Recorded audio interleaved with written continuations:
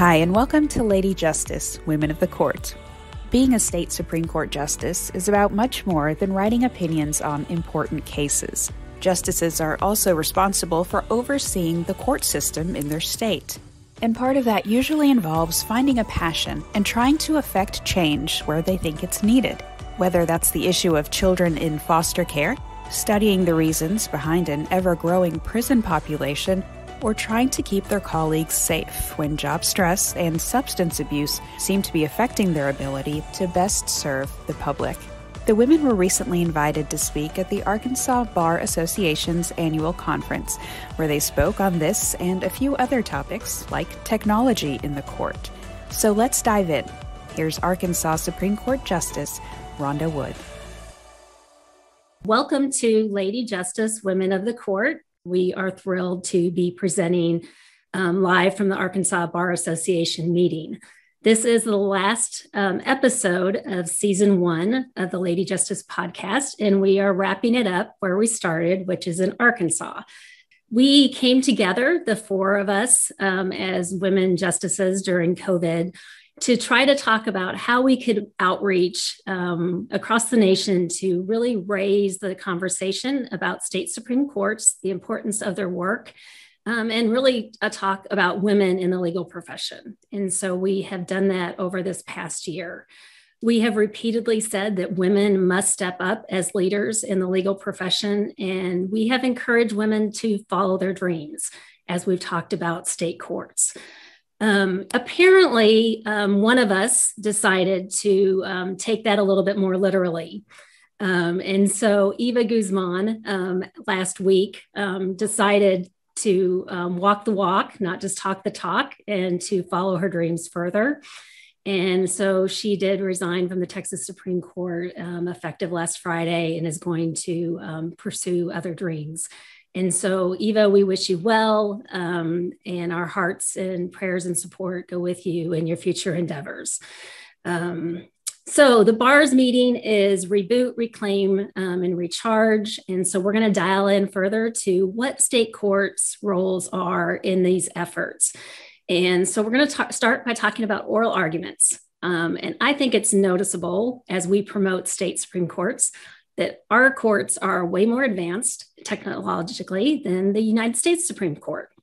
And the US Supreme Court, if those of you followed, switched up during the pandemic and began holding oral arguments by telephone. And if you listen to any, the Chief Justice sort of ran it by letting each counsel have so many minutes, and then each justice asked questions in order of seniority.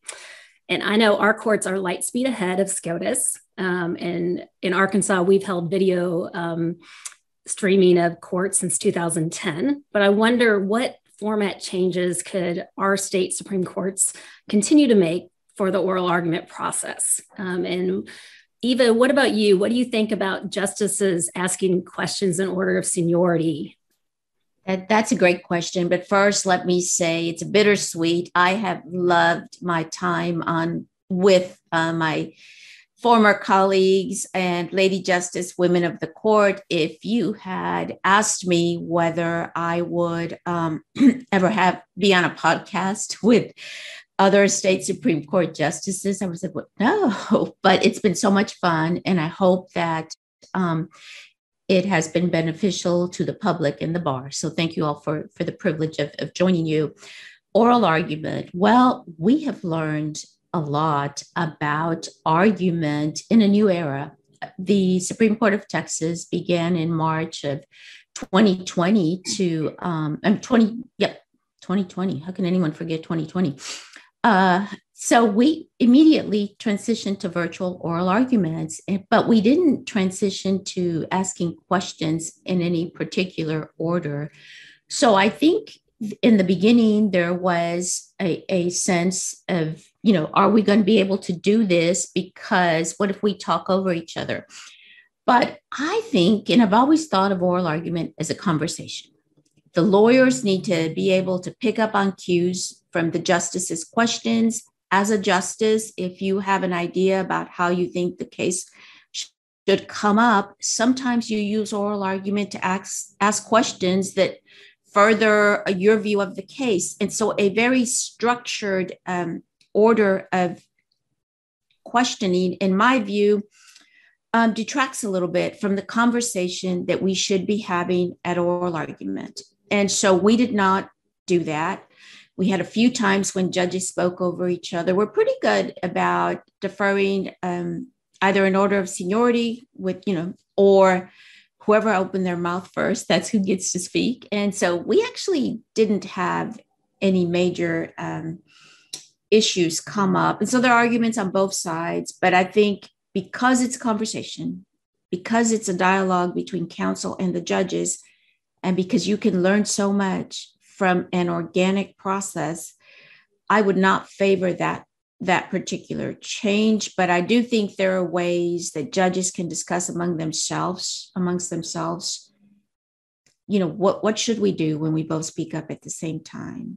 I'll jump in on this question. And first of all, I also want to thank the Arkansas Bar for having us. This is a lot of fun, and join Rhonda and Beth in wishing Eva the best of everything. You make me proud, and I would follow you into any foxhole, and am eager to stay in touch and keep up with you and support every single thing you do next. So it's been a pleasure working with you.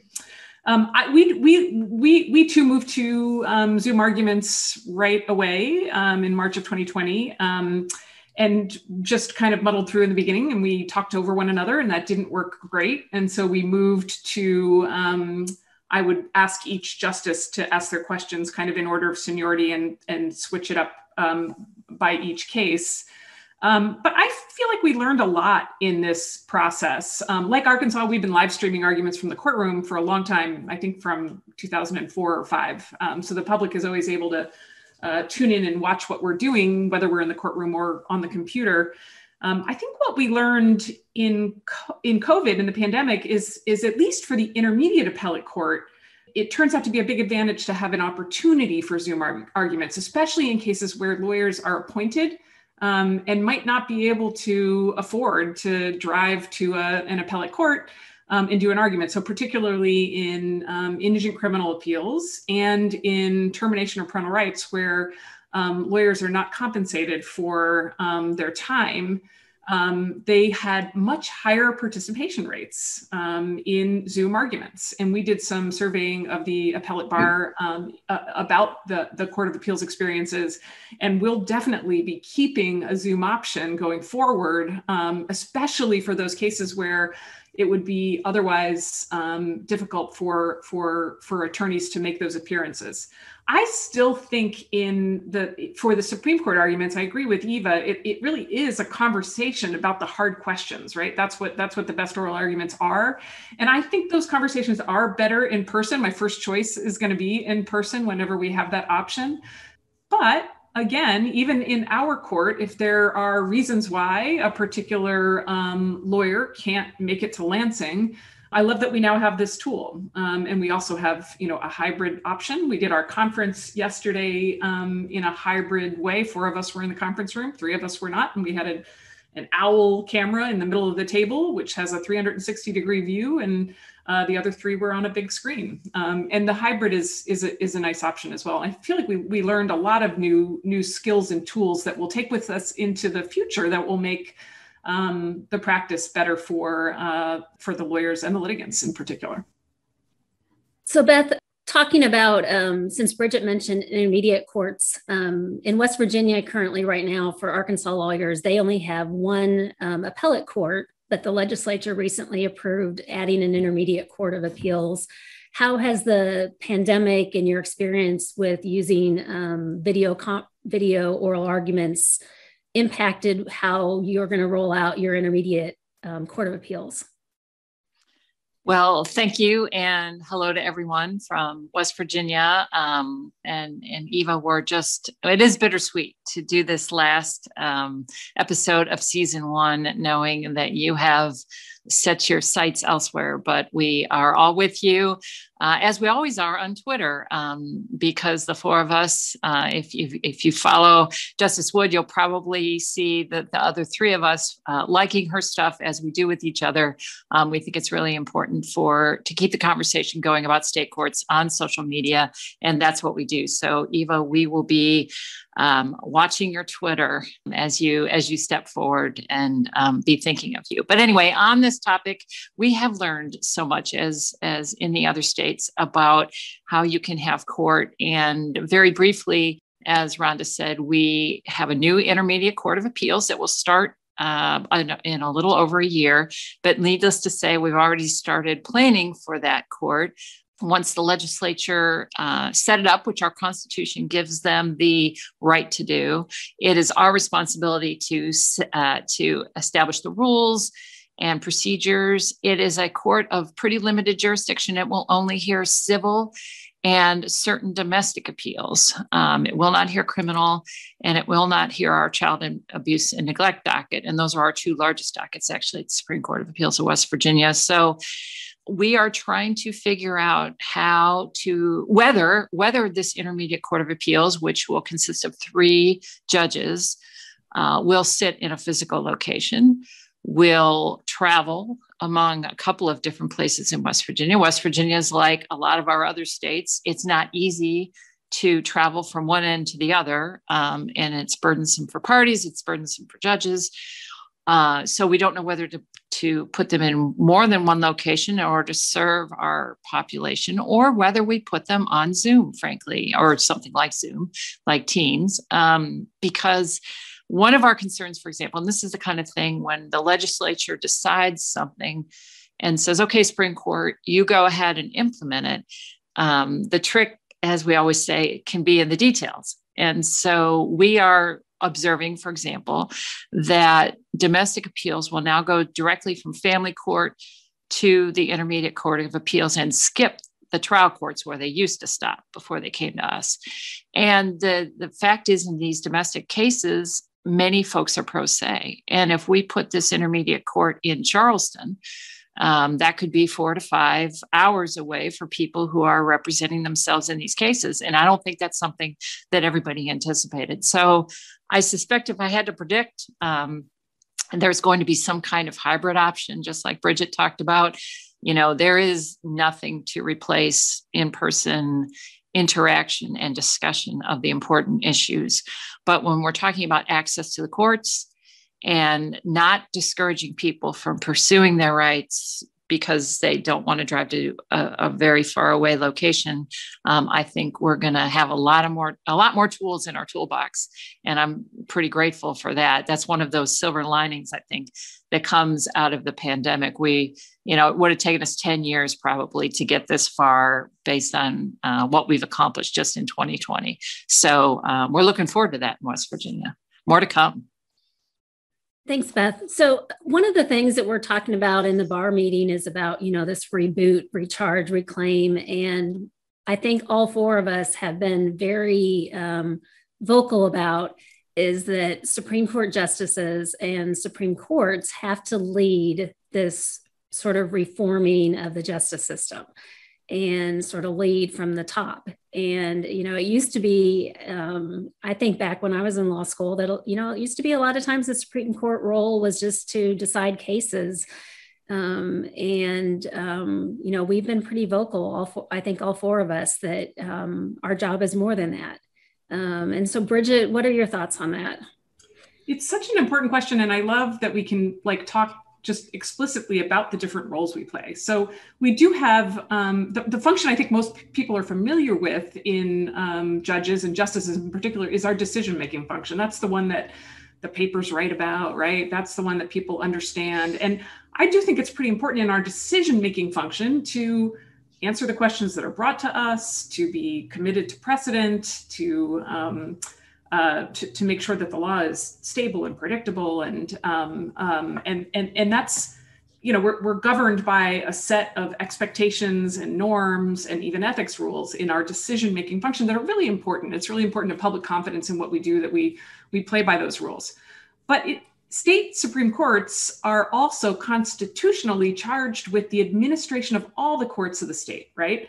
And that administrative hat that we wear requires something else from us, because state courts is where most people go to get justice, or where they are called in because someone wants a little justice from them. I always say 95% of cases, criminal and civil, are decided in state courts, not federal courts. And an awful lot of those cases involve, as Beth was just talking about, people who don't have access to lawyers. They can't afford lawyers. And they won't be able to afford lawyers. So they're managing really difficult situations on their own without lawyers. And in our administrative oversight role, constitutional administrative oversight role, it's incumbent upon us to make sure those courts work for all of those people, right? That those courts serve those communities in the best ways that they can. And so I always like to try and make sure people understand those different roles. And when we're wearing our administrative oversight hat, and we know that there are ways that the courts can serve the public better, we need to be leaders in making sure those things happen. If we leave it to the other stakeholders, a very important voice is going to be missing in the conversation, right? The judges know more about how things are happening in their courthouses and their courtrooms than just about any other person at a policymaker's table. So in that administrative oversight role, justices of state Supreme Courts, and in my view, even local judges in local communities, have a really important role to play and a really important voice to add to those conversations. That's the top level answer. Eva, do you have anything you want to add? So I agree with what Bridget said. I would add that the unique role that judges have as guardians of the rule of law, and the way that judges can affect systemic change. And that's through these collaborations that are uniquely available to us as leaders in the judicial branch, particularly the state Supreme Court. And I think that, for example, the Children's Commission that I've been involved with, and I'll talk about that maybe a little bit more later if there's an opportunity, but collaboration is key. And judges are in a unique role to build models that bring in stakeholders that ultimately, have this systemic impact. And so I hope that, and I've seen it in my own career, 22 years on the bench, judges really rise up as leaders and really leaning in to that component that Bridget discussed, or the administrative oversight responsibility. Judges are leaning in all over the country in ways that we had not seen even 10 years ago. And it's having a huge impact on our communities and on the trust that they have in our justice system. Thank you. And I'll add to that. That's a perfect, actually, pivot to what I wanted to add to this conversation. And that is the trust and confidence in the soundness of the judiciary, which, we are guardians of at the state Supreme Court level. And I come at this question with the unique perspective of having had the opportunity to completely rebuild that trusted confidence in the court system. The very short version of the story is that in 2018, our legislature impeached the entire Supreme Court of Appeals of West Virginia, including me. I was acquitted at a trial in the Senate. We haven't done the podcast about this yet. I don't know if I'm ready yet, but I learned a lot out of the situation. And the bottom line, I became chief 2 months after the conclusion of my trial in the Senate. And we set about the work in 2019 of restoring public trust and confidence in the judiciary. When I arrived at the court, the culture was broken. The justices were not cognizant of this role. We're cloistered. We're not paying attention. We're not accountable to the public. We're not, really paying attention to things that we've talked about so much on this podcast. We have such a responsibility and such trust in what we do. And we learned that is a sacred trust, and that, but that you can rebuild it. And that if you exert that leadership as a judge, still keeping entirely separate your judge role, your decision-making role, which, we can't talk about the cases and we can't discuss our deliberations, but we can talk, and we should talk a lot about the administration of the judiciary. And so that's what we've done since 2019. We are out and we are talking about it. We are transparent, and accountable, and all of the things that are really important in the administration of state courts. And, my little story is just one of how not only do we have the opportunity, but if we don't take the opportunity, you can really let things go. And unfortunately, in West Virginia, it went to a crisis level, but we've turned things around and it's come right back. Yeah, and I agree. I think that, a lot of times when you're running for the Supreme Court, that there's a lot of conversation about cases and the decision-making on cases, and there's not a lot of focus on the administrative side. And I think lawyers, realize that one decision, a rule change at the Supreme Court level can have just monumental effect on the practice of law and on litigants. And so those kind of decisions have to be just very deliberate, very well thought out. And we can't just keep doing things business as usual. And so we have to keep evolving and changing and improving. And, we have an administrative office of the court here, even though we are a decentralized court system. But I'm sure I drive everybody batty because I'm constantly, they'll say, well, that's how it's been done. Well, why? I'm always asking why, and sometimes they're like, well, because, and I was like, well, that's not a good enough reason, let's figure out why, and so I think that we have to just keep moving it forward and improving the system, because there's not a perfect system. And that's our job. Our job is to keep making it better and better and better for the litigants of the state. I know, Eva, you mentioned the Children's Commission of Texas, and I think that's a great example of how you've brought stakeholders in to sort of improve the justice system. So could you explain that a little bit more?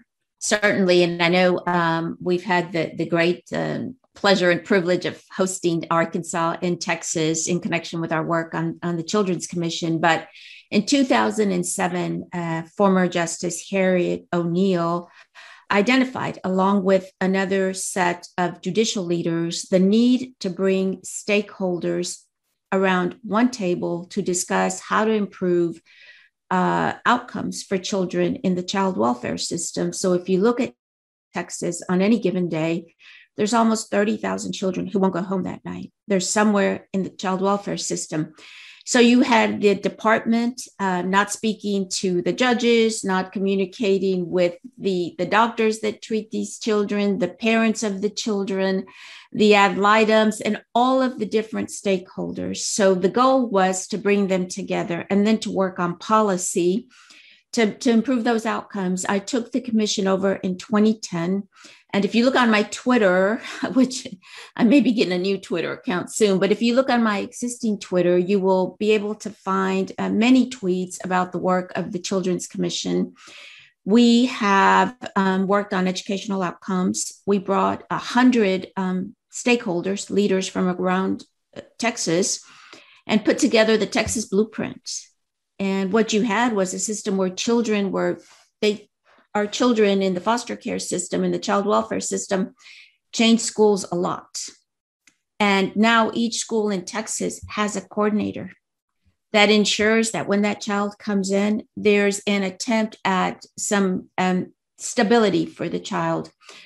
Psychotropic medications, there was no legislation that was really meaningful around that issue. Thanks to the folks on the commission that work on policy, I do not. There exists that now.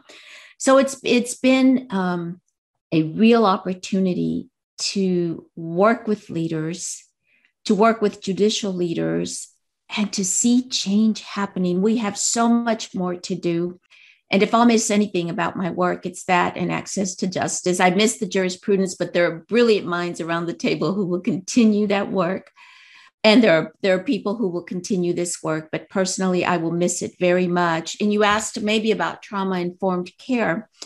And if you go to the Texas Children's Commission website, we actually formed a statewide collaborative on trauma-informed care. And what that, at bottom, it's, when we address children or parents who have been through a lot, we may say, well, what's wrong with them?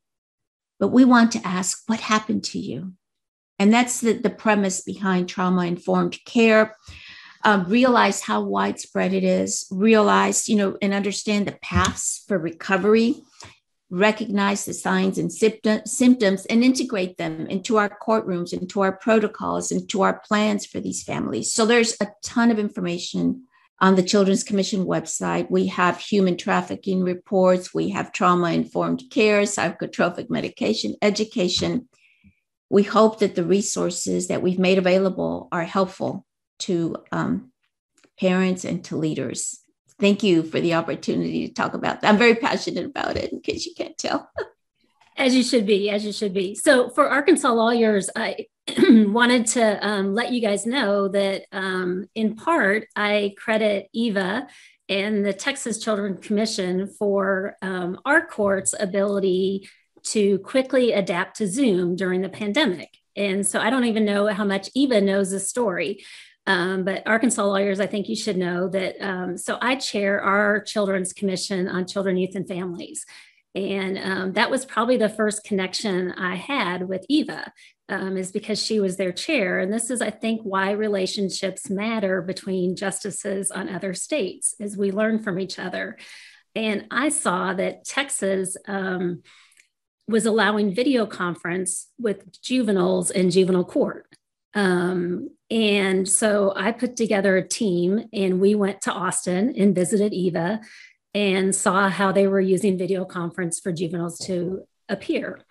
And we came back and we put together a plan of action and developed all the guides, the record guides, the judge guides, the bench books, all the things, put it together. And this was January 2020. We decided on a platform, and we decided to use this company that we didn't know of called Zoom. And we entered into a pilot relationship with them, our administrative office of the court. And so Marty Sullivan, our director, and Tim Holtoff, our RT, and myself, we got on with Zoom. And we said, can you cut us a break? The Arkansas court system a break. We want to do this pilot program. We want juveniles in foster care not to have to be transported across the state to attend juvenile hearings. We want them to appear by video. And they said, well, how many courts are going to get online? And I said, okay, we've got 2 pilot courts, maybe at the most 30 courts in Arkansas I can get online in a year if this takes off. So they cut Arkansas a deal, and we kind of finagled back and forth, $2,000, okay? $2,000. And so we entered that agreement and signed it the end of January 2020. We had everything in place March 1st, 2020 for the pilot courts to start April 1st, and the pandemic hit. Well, the agreement did not have a limitation on courts. It was just our oral word on how many we thought we'd have up. So Arkansas had all the Zoom in place, all the guides, everything ready, and a license for all of our courts with Zoom for $2,000 that we rolled out. So other states were telling us that they were spending hundreds of thousands of dollars to get licenses. And so when the pandemic hit, we just told all of our courts, we're like, you want license? Here you go. Here's all the guides. Here's your license. And we were ready to go. And so, Eva, you didn't know you got some of the credit for Arkansas because of the vision of the commission there that our commission decided to go forward with. So Arkansas lawyers owe you some gratitude. And so transitioning over, I wanted Bridget, you to talk a little bit, because I think Arkansas has a ways to go in this area. You've been a leader in bail reform and sentencing reform, and help lead the task force in Michigan. And this is of a concern to Arkansas lawyers. And at some point, our court's going to have to take a lead on this. Can you talk about your efforts in Michigan? Yeah, and I want to start, well, first of all, thanks for the opportunity, but I want to start by saying I was one of a number of people who work together on these efforts. And I'm kind of proud of Michigan because I did co-chair the governor's task force on jail and pretrial reform, but it was a bipartisan, all three branch together with the sheriffs and the county commissions, because that's kind of all the stakeholders that are involved in policy setting and funding for jails. We together all entered an agreement with the Pew Charitable Trust, which then staffed us to collect statewide data and work on a task force process to come up with some pretty innovative reforms. Michigan's county jail population is not different from lots of other states, so you're probably right. I don't know Arkansas's numbers, but I wouldn't be surprised if you haven't seen the same thing in Arkansas that basically every other state has seen, which is over the last 30 years, jail populations have really grown dramatically, while crime was at a 50-year low. And no, at least in Michigan, we didn't have any statewide data to understand exactly what was driving those jail populations. And so the first step was gathering some statewide data. Michigan has 83 counties, 81 county jails, and 81 data collections processes. So none of them talk to one another, and that's where Pew came in. And we in this bipartisan, really interesting group of task force members had looked at the data from around the state and tried to understand the best practices from around the country about jail policy. And then we heard from the public around the state. We heard from the public in Detroit and Grand Rapids and Lansing and Traverse City, and there was really overwhelming interest in thinking about the ways our jail policies were really affecting communities. One of the things we learned in Michigan, which I think is true lots of places, is one of the primary reasons people were ending up in county jails was for driving with a suspended license. And that's true in lots of places. And in some counties, it was the number one reason. Wayne County, where Detroit is, it was the number one reason people were sitting in the county jail.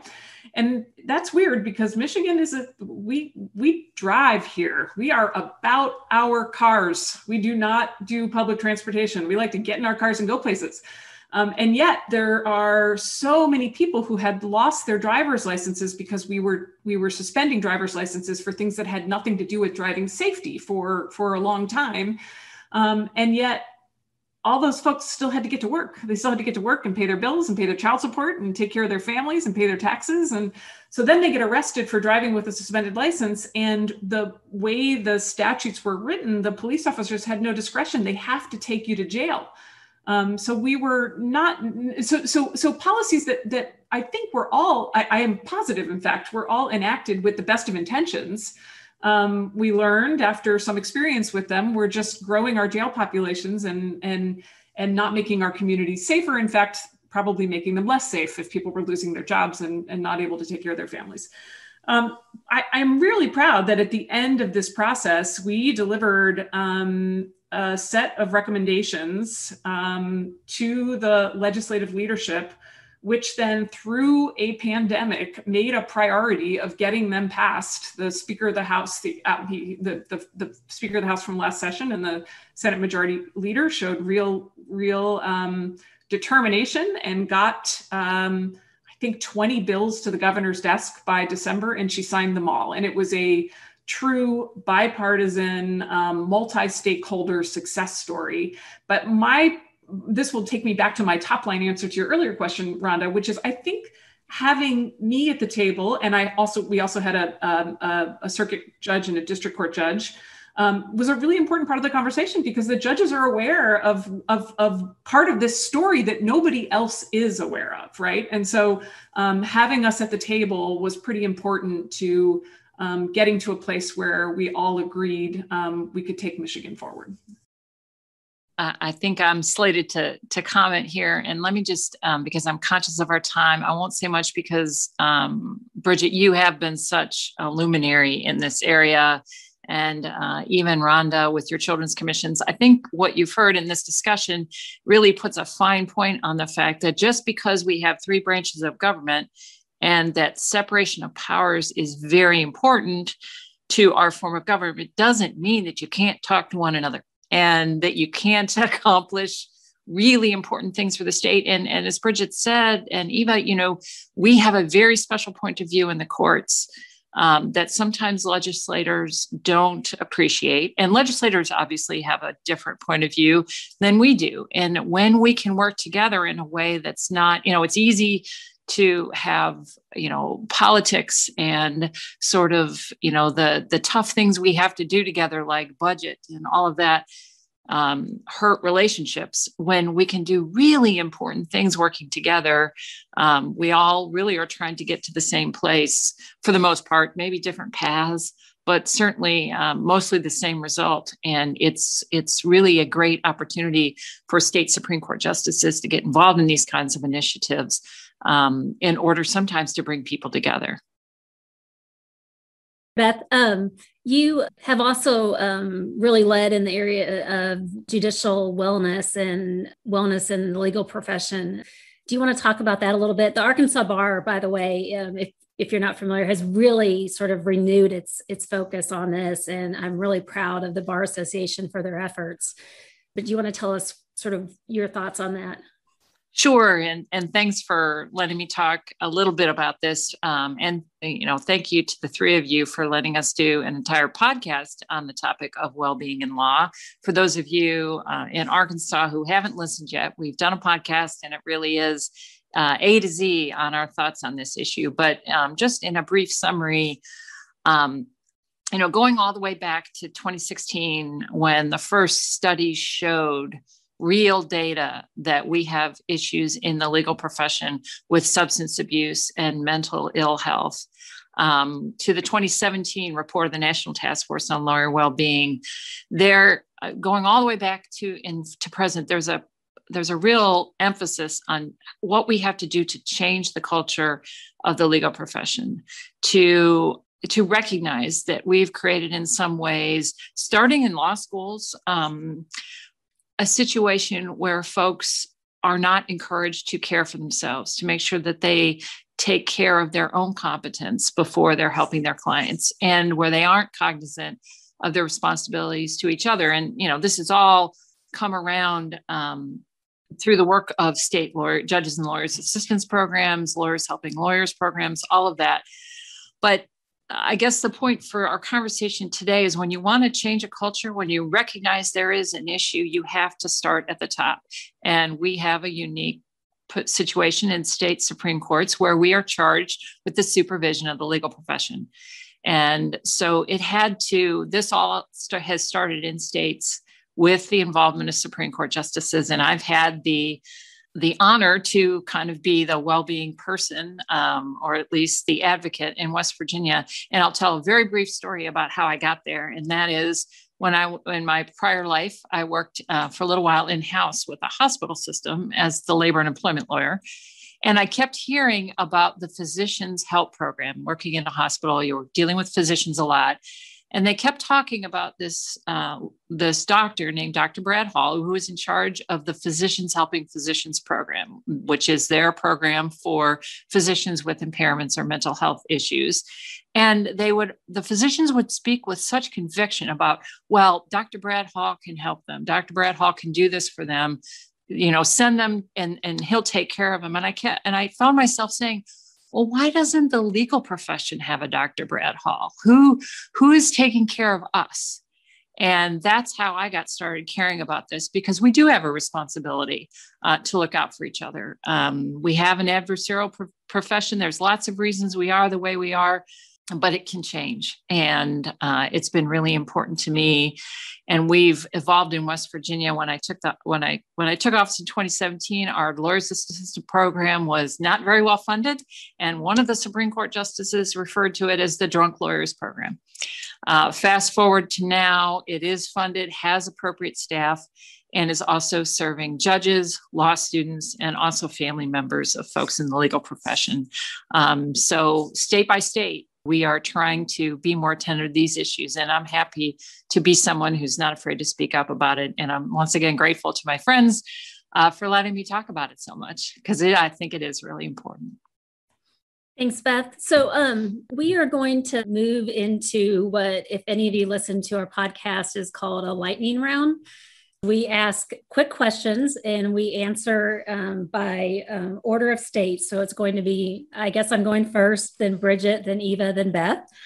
And we're going to give really short answers to them. So the first question, and this lets you get to know us a little better, is if there was a fire in your chambers, what is the one thing that you would grab first as you ran out of the building? And I will answer, and it is my iPad.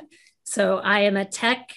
I will just admit it. There are more valuable things in my office, but I would just panic because my iPad has my life, all my briefs, notes, everything on there. So I would grab my iPad and the rest of it could burn. So Bridget. I wish I could say this faster, but I'll try and speak quickly because it's the lightning round. But I have this framed set of photographs in my office that when I was first elected to the court, my students at the University of Michigan Law School in the Michigan Innocence Clinic, which I was running, made for me. And it's a photo of each of the clients that I was responsible for exonerating, of me and them. And then they got each of those clients to write a note to me about the exoneration. And it's all in one photo.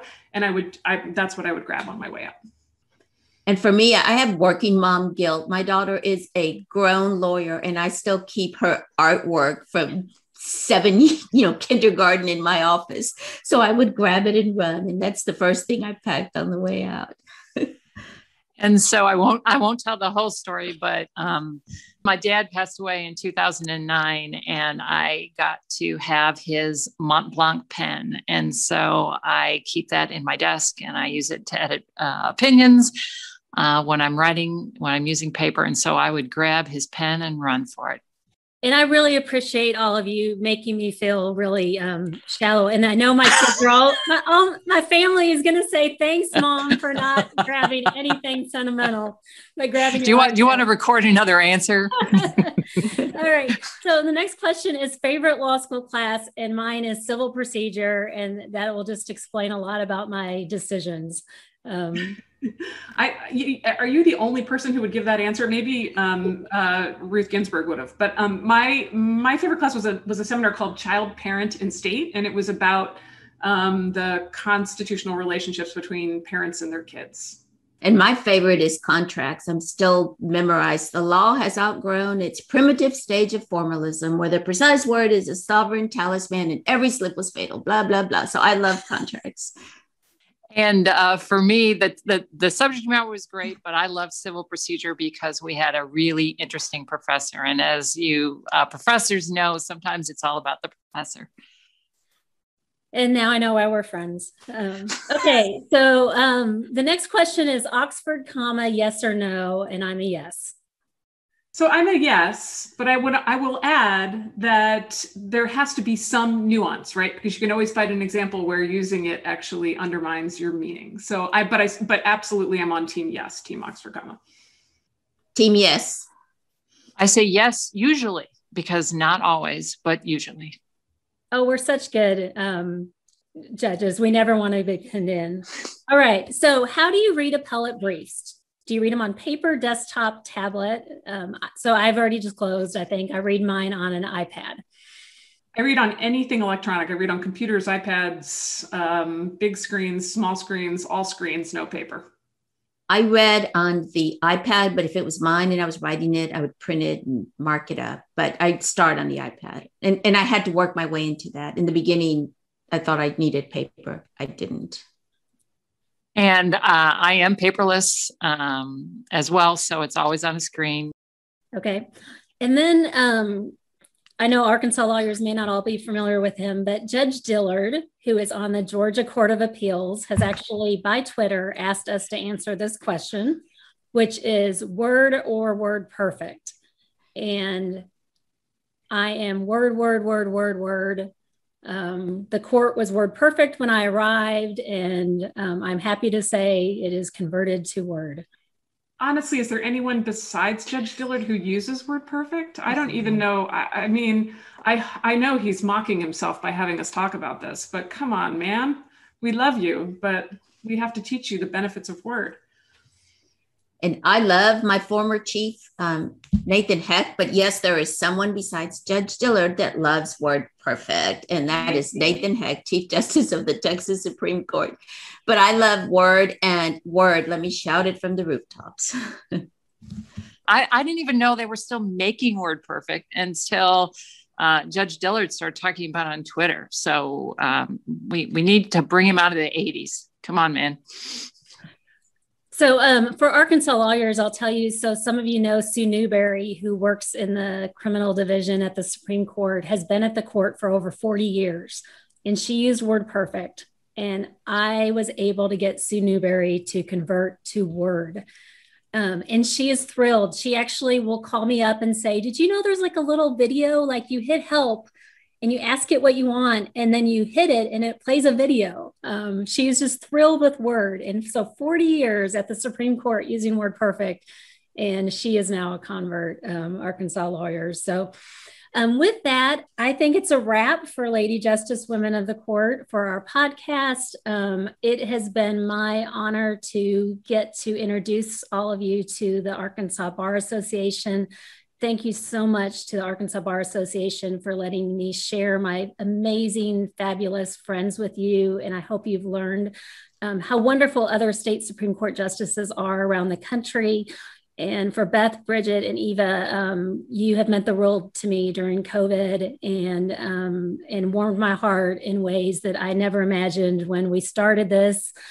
And when I sent you a message saying, do you want to do a podcast? And then you all said yes immediately. We didn't know what we were getting into, but thank you from the bottom of my heart. And I just value you so much. So, likewise. Same. Thank you so much. Absolutely. Thank you. And thanks to our listeners. If you find this podcast educational, we would so appreciate you sharing it and helping us grow. Visit our website, ladyjusticepod.com, to listen to past episodes, find links to our social media, or send us a note. We'd love to hear from you. The opinions expressed on this program are the justices alone and not necessarily those of their respective courts. We'll be back with Season 2 in September. Until then.